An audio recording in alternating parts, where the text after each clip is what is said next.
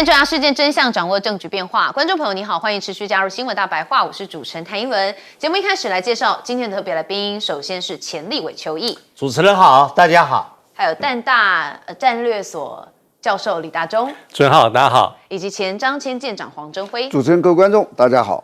好，观众朋友们，首先还是要稍微谈一下台海这边的局势发展哦，因为现在呢，台海是比较敏感一点点的，尤其我们的总统赖清德，他在3军8校毕业，爱国教育哦，要重新加上了反共2字。好，聚焦要认清敌情威胁跟扩张。好，这反共爱国教育课程哦，从民国54年开始办理，好，那91年更名为爱国教育，但是今年哦又把反共加上去了，所以呢叫做反共爱国教育。国防部是说啦，针对3军8校院这个毕业生加强敌情的认知哦，那认知作战及如何防范渗透。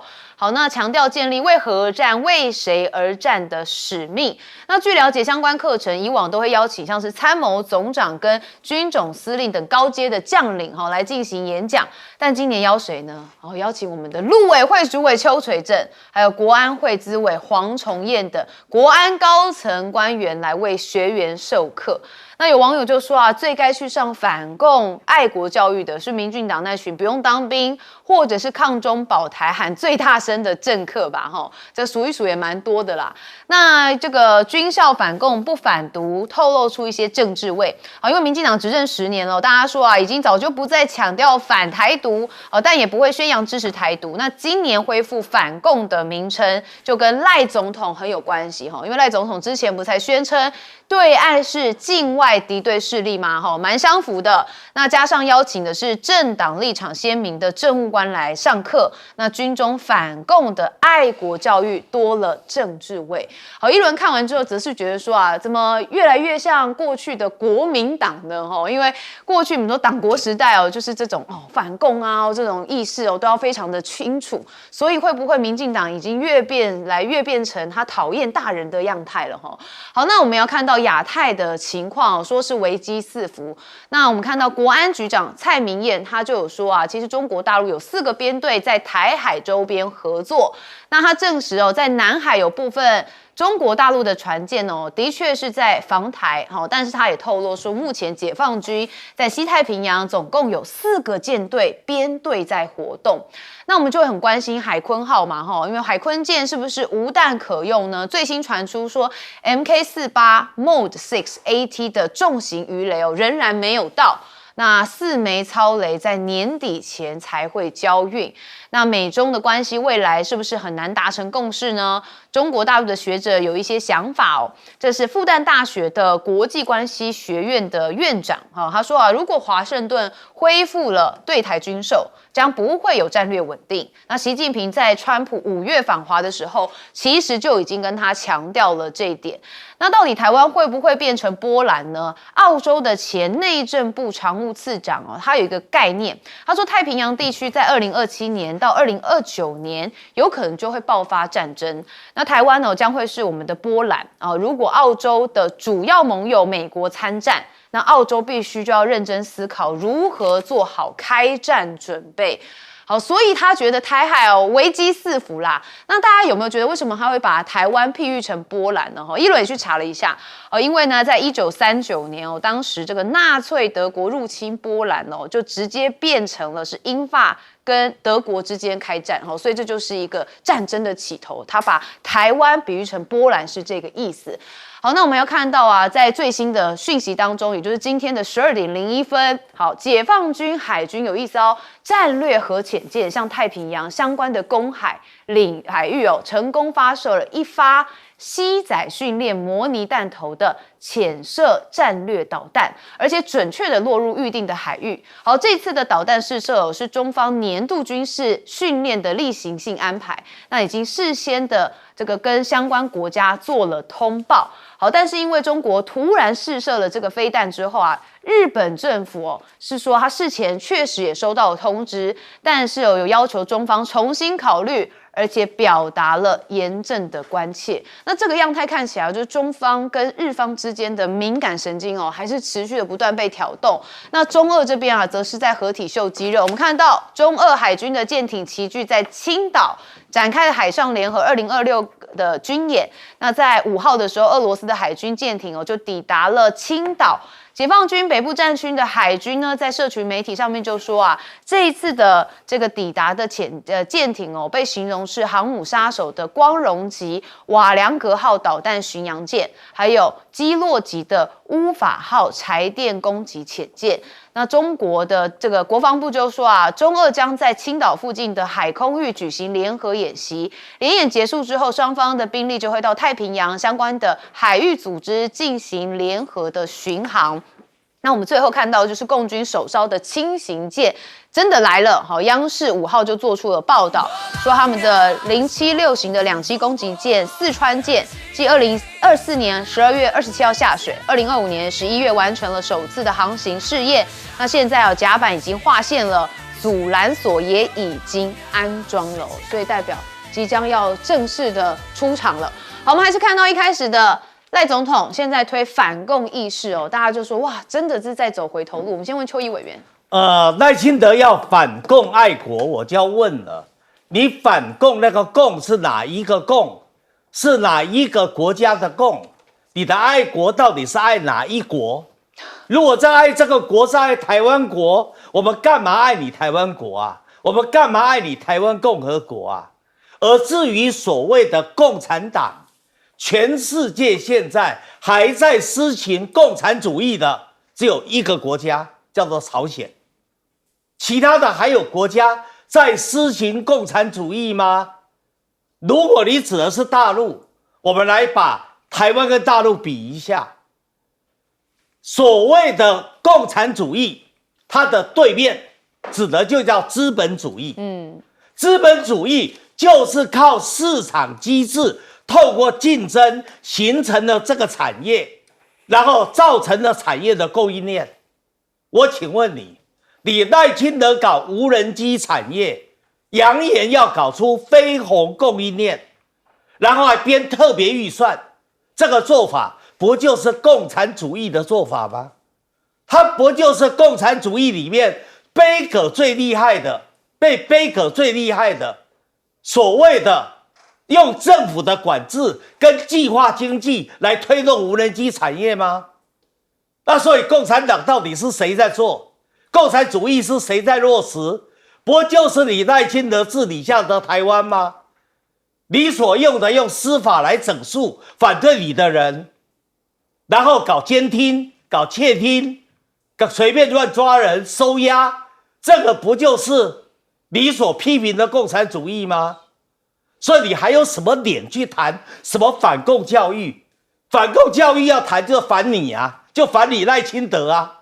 你赖清德搞的就是共产主义啊，要大家去爱台湾共和国啊。好，接着我第二个要谈的就是刚才一轮他特别提到的，到底台湾会不会变成波兰化？如果就二战的一开始，就是因为德国用闪电战去打波兰嘛，然后引发了2次的大战，引发了欧战。那现在的意思是不是指说，如果今天中国大陆要采取所谓的武统的方式，就会引发世界大战？可是你要知道现在现实的情况不一样啦。现在的川普已经跟中国大陆之间大家达成了一个建设性的战略稳定的关系，中美的关系正在改善中，而且川普根本也不想管理台湾的问题了，逐渐才战略的退却，从第一岛链退到第二岛链。而日本呢，虽然在第一岛链高市早苗非常的活跃，但是问题是高市早苗把日本的经济搞得乱七八糟，下台的命运恐怕在今年内就会实现。高市早苗一旦下台，林芳正上来了，他就得改善中日的关系啊。那个时候美国已经战略退却。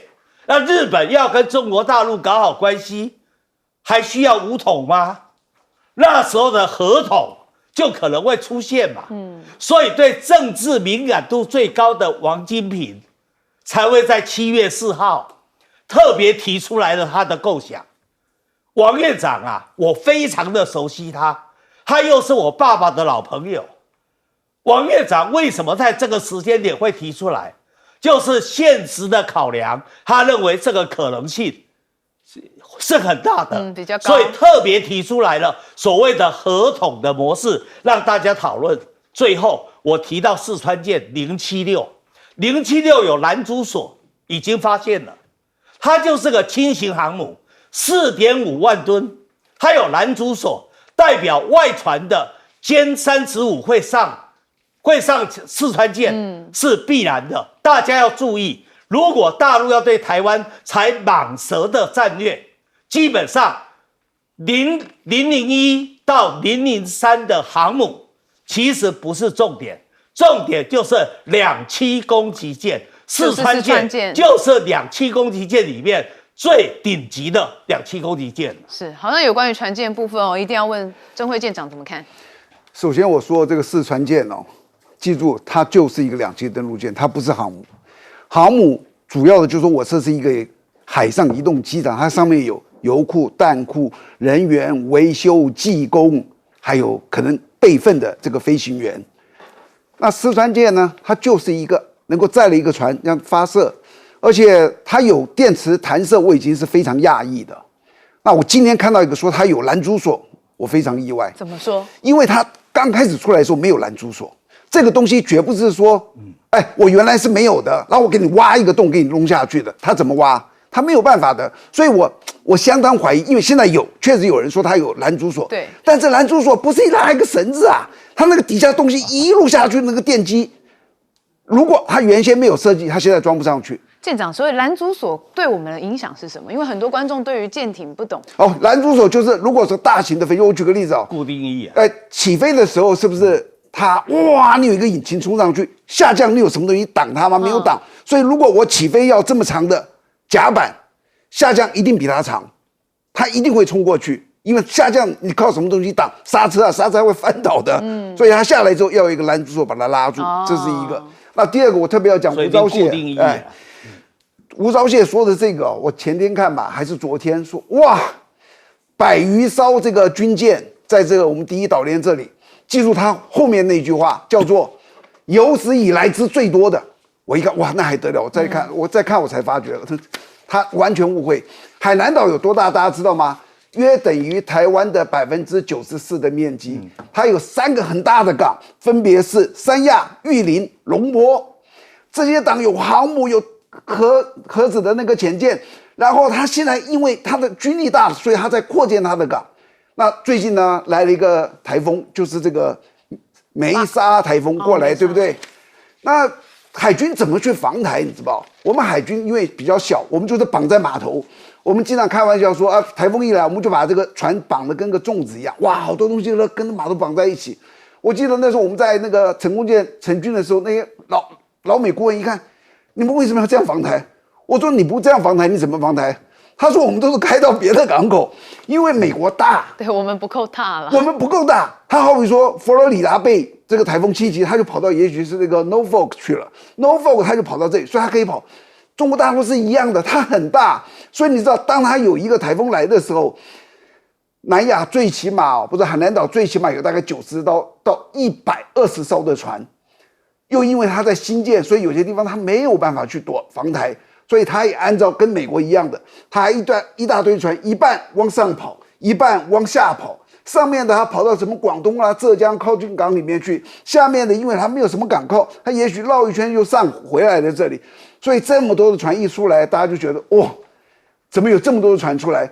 这时候我就觉得这个吴钊燮你实在不太了解这些海军的动态，然后你把这个东西转变成一个恐慌啊，然后让我们觉得老共来打我们了，其实不是这么一回事。对啊，他当然不了解，他又不是走这一行的，是但是他还是要讲，这就是最可怕的地方。大钟教授怎么看？我提一下这个中国大陆跟俄罗斯的这个海上联合哈，现在是海上联合2026。那这个系列就是中国大陆跟俄罗斯海军很重要的年度的演训。那最早应该可以追到在2012年哈，当时还有一个时空背景啊。第一个是中俄关系当然是非常好，但当时是美国奥巴马政府时期，已经开始在做亚太再平衡战略哈，所以隐隐约约在软制衡中国大陆。那与此同时，俄罗斯也面临到这个美国在欧洲很大的北约的压力，所以有这样的一个演训，它的政治隐含。那这么多年来哈，其实这个演训大概都在现在在7、8月比较多哈，早期我看有4月、5月。那演习的地点其实涵盖非常的广。那有时候可能是在比较邻近的，比如说东海啦，像这次黄海、青岛附近的海域。那有时候在南海。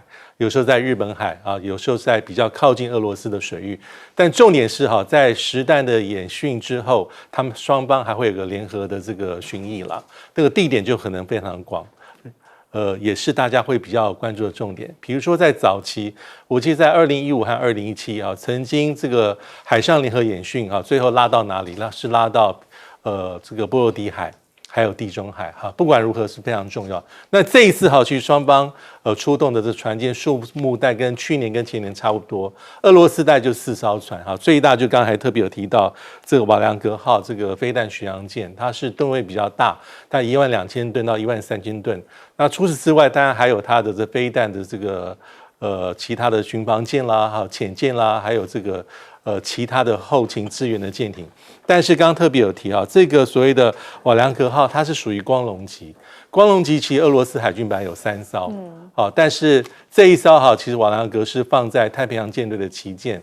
但我们应该有印象，几年前刚俄乌战争爆发的时候，它是在2022年2月打起来，在4月间哈，其实俄罗斯黑海舰队的旗舰一样，同样是光荣级莫斯科号，就被乌克兰的这个自制的2枚飞弹所集成。好，所以现在光荣级就剩下2艘。那这一次中国大陆出动北部战区的海军，大概是有6艘，主要是055，我们就非常熟悉的这10000吨以上的驱逐舰，还有052D 哈非常主力的这个飞弹驱逐舰，还有054A 哈飞弹护卫舰，还有其他综合补给舰。也有包括像潜舰，所以4艘加6艘是10艘，大概一样，跟过去一样是分2阶段。第一阶段是可能是实兵的这个联合演训，那第2阶段就是巡航。那这巡航一般来说也可能会进入到西太平洋、北太平洋。好，总而言之，这是中俄双方海军非常重要的年度军演。好，我们休息一下，马上回来。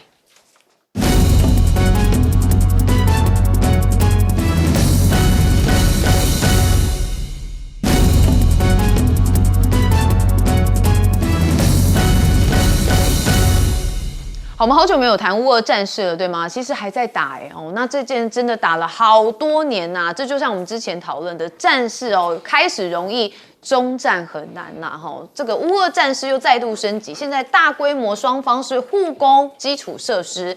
好，我们先看到俄罗斯的国防部说俄军打击乌军位于142地区的燃料、能源跟运输基础设施，还有远程无人机生产跟储存设施，还攻击了乌军跟外国雇佣兵临时部署的地点。好，那美俄的领导人也在最近通了电话。好，那川普呼吁这个要停火，跟普京强硬立场交锋。那现在看起来乌俄还是有一些变数。好，这是俄国的总统助理他说普京跟川普进行了85分钟的电话通话，也算蛮长的啦好，普京重申倾向于透过外交手段来解决问题。那川普则对普京重申将停止军事行动。那现在俄国的外交部则说不考虑俄罗斯的利益，就不会有与欧洲的全面对话。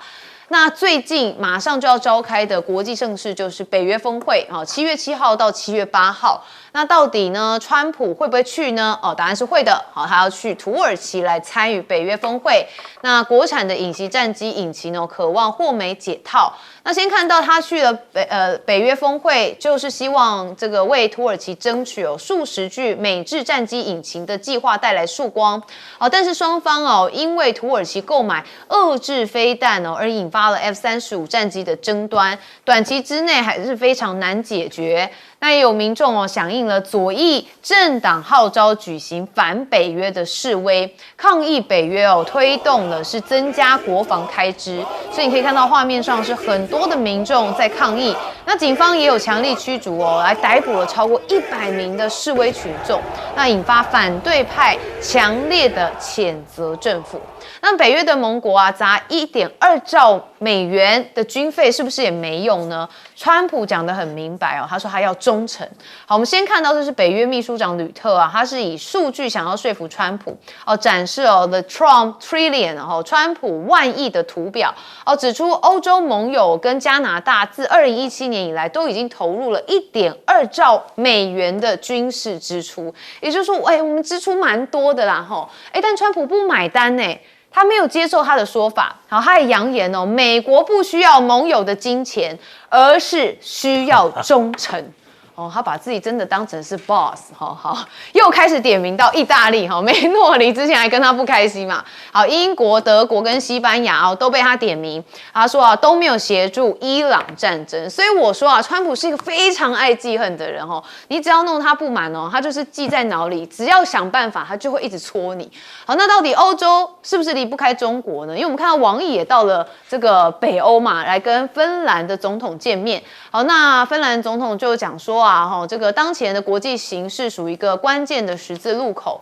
那王毅就说，中国为当今的世界注入了宝贵的稳定性。习近平已经提出了4大全球倡议，对国际社会具有里程碑的引领这个意义。那芬兰期待与中国加强交流。那芬兰是希望中国重视人权，那甚至也强调说俄罗斯威胁到了欧洲的安全。那看起来好像是欧洲有一些国家知道这美国不可靠啦要赶快的转向来找中国妈。那上半年山东、中欧、中亚的这个班列开行破1000列。所以就代表开始很积极的运转当中。那法国能源巨头则说欧洲需要中国，否则就会落后。这个是他们能源公司有2大的能源巨头负责人就公开表示，推动低碳电气化转型的过程当中，欧洲应该要跟中国的工业来加强合作，而不是采取封闭的策略。那这个道达尔能源的 CEO 他说欧洲没有办法透过马奇诺防线来解决问题，应该欢迎中国企业来投资。那因为中国的企业最终仍能进入到欧洲市场。好，马奇诺指的是什么呢？马奇诺防线说就是法国在第一次世界大战之后其实为了防范敌国入侵所以在边境建造了一个巨型的围墙来进行防堵。好，所以呢之后大家就会常常叫做一个马奇诺防线，就是这样来的。好，我们看到一开始的乌俄战事因为好久没有谈了，但是目前看起来双方又有一些争端。那之前有曾经听到乌克兰现在又用一些无人机嘛在攻击俄罗斯，所以看起来双方的这个态势并没有缓和。我们先问邱毅委员怎么看？川普要的忠诚就是靠金钱堆砌出来的，所以他认为表达忠诚除了听话以外，就是要增加军费的编撰，意思是钱不够。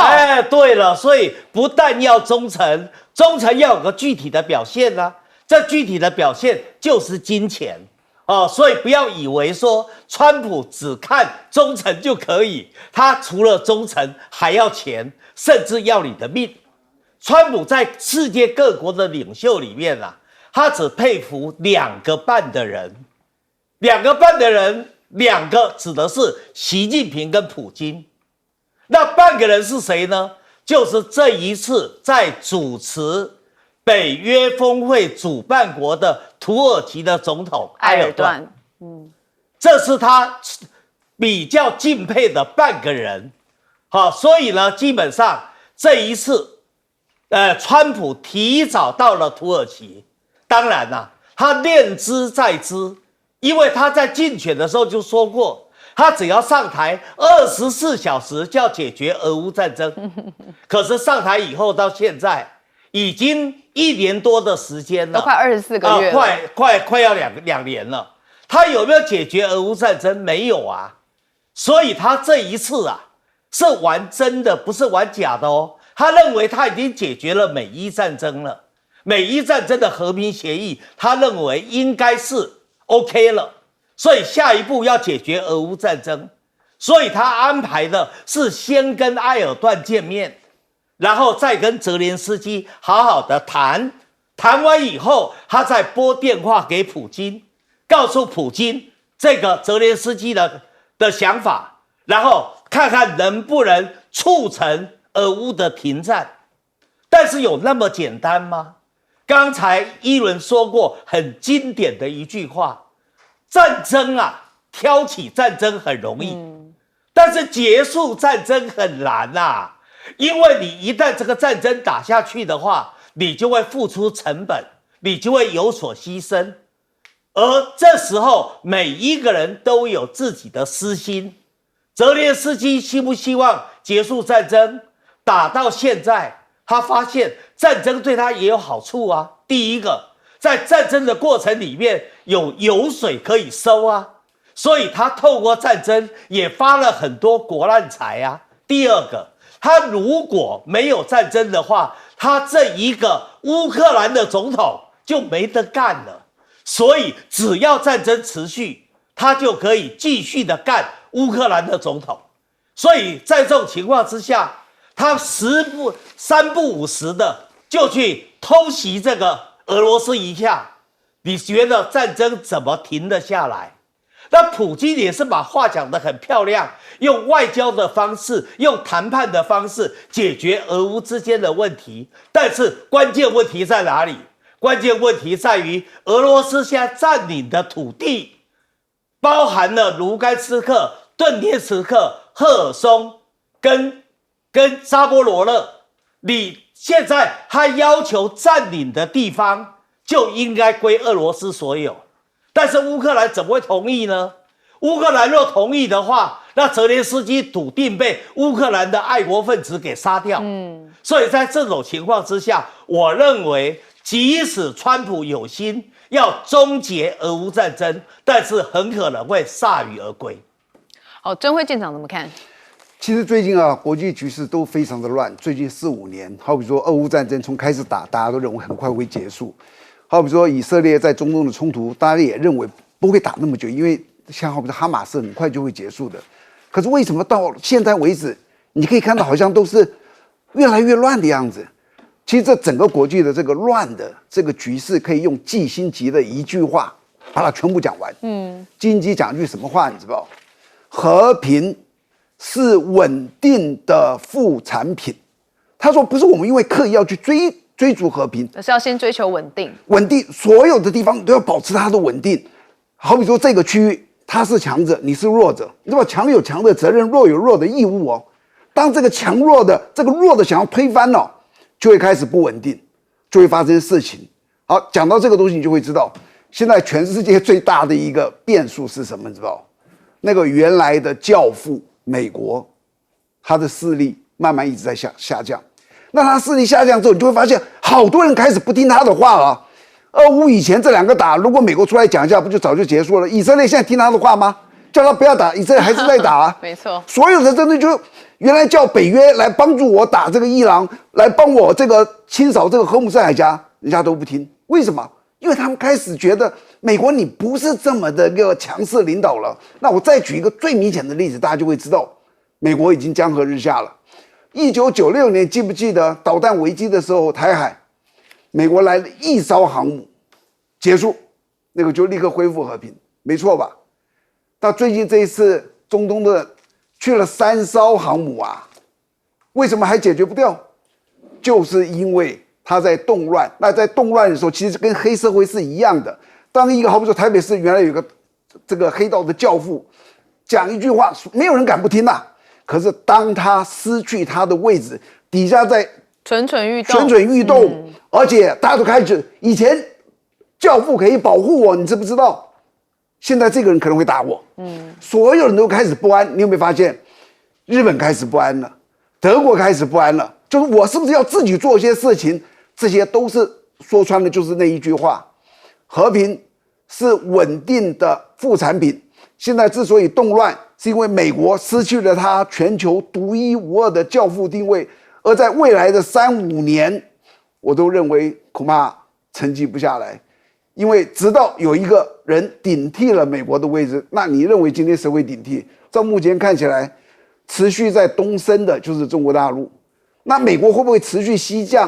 就是西方下去啊？不一定。那接着我要很快的说一下土耳其的事。土耳其当初加入了这个 F-35的这个叫做共同生产的这个合约，然后当时美国在打伊拉克，那就用土耳其的这个机场。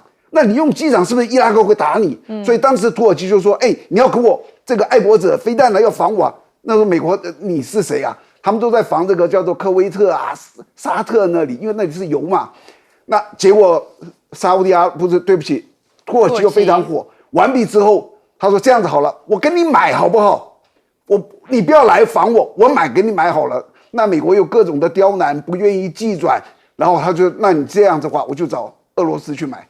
就他就找俄罗斯买了 S-400，那一买美国就说：“那你怎么可以这样买呢？”他就把它从 F-35踢出去。原来他是共同合作生产嘛，踢出去，土耳其已经出了14亿美金哦，他把它没收了。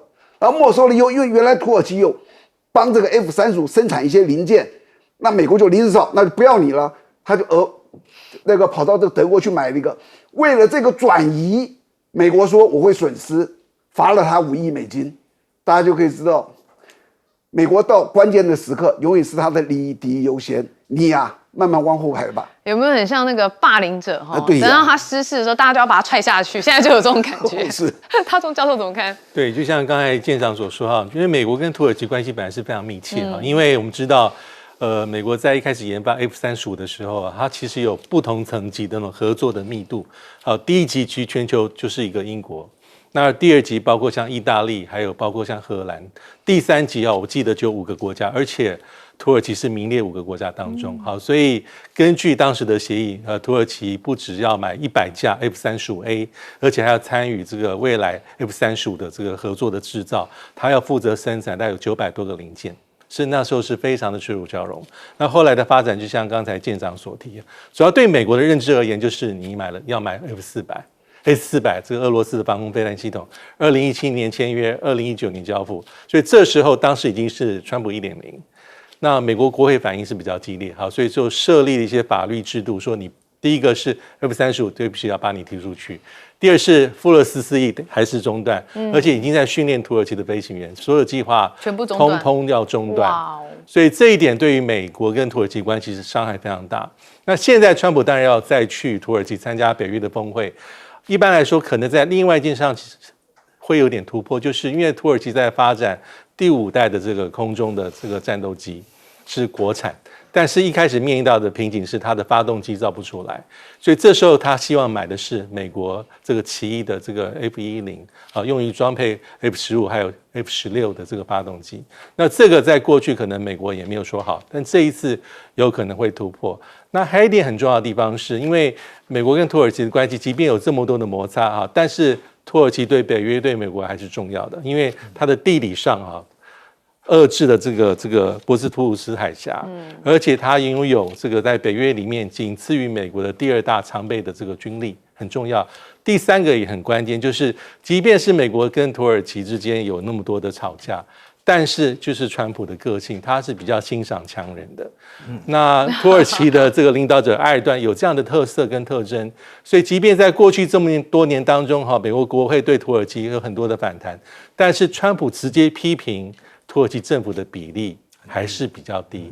那还有川普现在骂北约，他很有意思，一般我们会认为说川普要的是钱，但他现在要的是他在算总账了。在跟伊朗作战期间，你们这些国家在关键时期都扭扭捏捏，尤其是所谓的欧洲大国，他在算这个一笔总账。哇，所以真的不能惹川普他既屌屌呢我们休息一下，马上回来。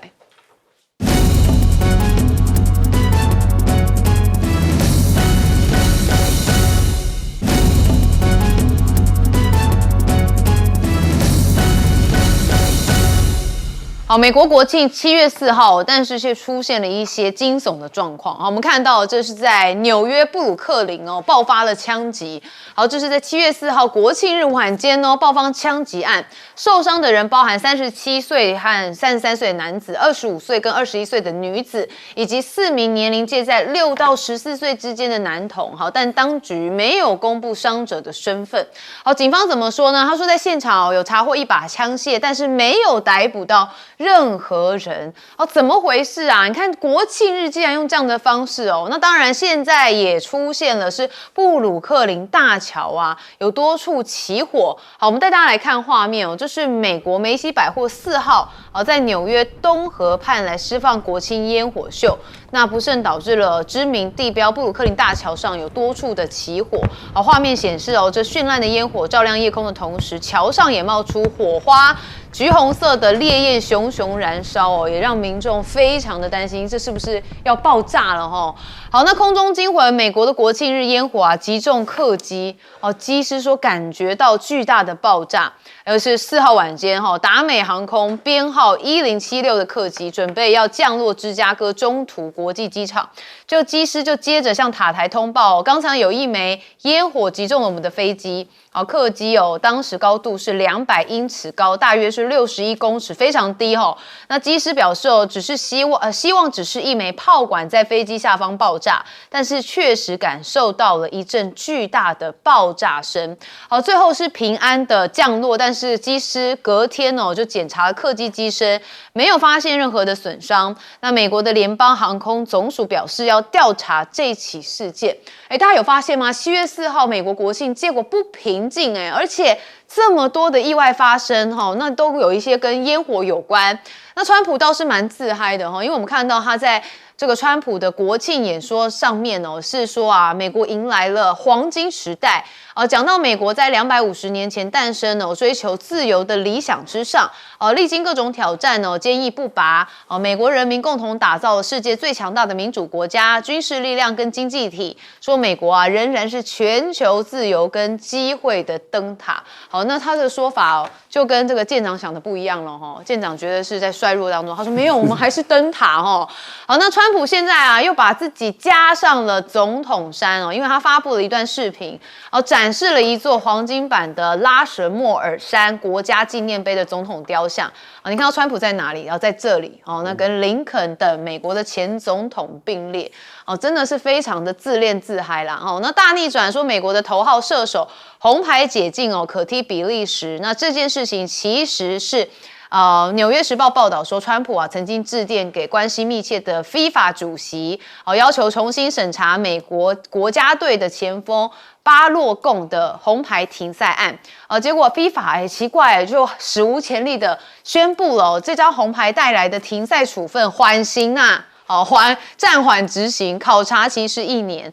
所以呢，川普就赞说你看 FIFA 做了非常正确的决定纠正了一个巨大的不公。但是兵工厂传奇球星赖特就说停赛本来就是应该在赛事期间这种暂缓执行的方式根本不会存在。但是看看这一届赛事发生的事情他觉得非常的可耻。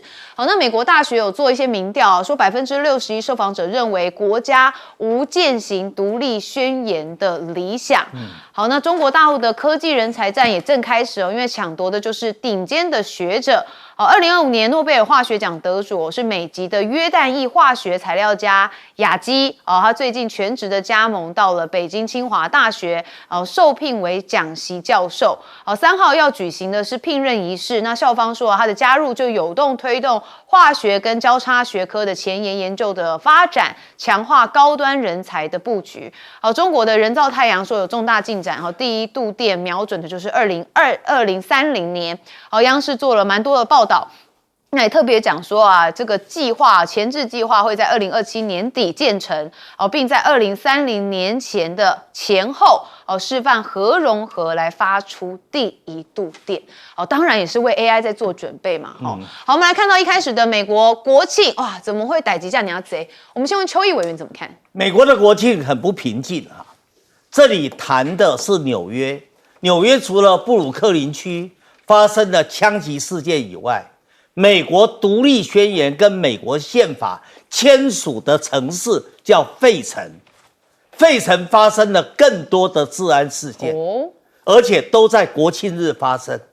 而至于在华盛顿特区举办的美国的州博览会，竟然有11个蓝州拒绝参加。很明显的，美国现在已经进入了所谓政党的对决、政党的对立。蓝州的就是不听你川普的，川普管不了蓝州的，而红州呢，基本上对蓝州又有相当大的敌意，所以这一种政党之间的对抗的情况是越来越严重了。美国整个社会被撕裂了，对，所以你基本上你说川普一直强调美国在他的手里头进入了黄金时代。美国250年的历史里面有2次进入黄金时代，第一次就在1920年代的柯立芝担任总统的时候，我们所熟悉的爵士乐跟摇滚乐就是在柯立芝当总统的时候发展起来的，因为那时候的经济特别的好，那是美国在落实自由经济、市场经济落实的最彻底的一个总统的任内，所以美国是高度繁荣的，柯立芝也得到极高的评价。第二个黄金时代是克林顿时期，为什么克林顿在白宫跟鲁文斯基发生了绯闻，为什么没有被弹劾掉呢？为什么没有引起太大的批评呢？就是因为他让美国进入了一个经济的黄金时代，我们称之为新经济时代。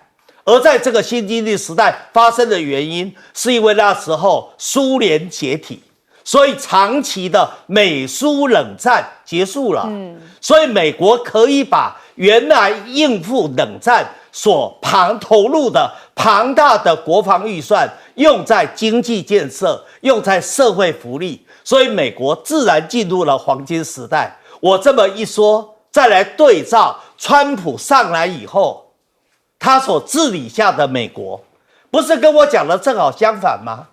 他不断的挑起战争，不断的制造撕裂，而且他有采取市场经济、自由经济吗？没有啊，他采取的关税，想用关税来引导让制造业回流，用关税来勒索别的国家，要别的国家付出大量的资源供美国来使用。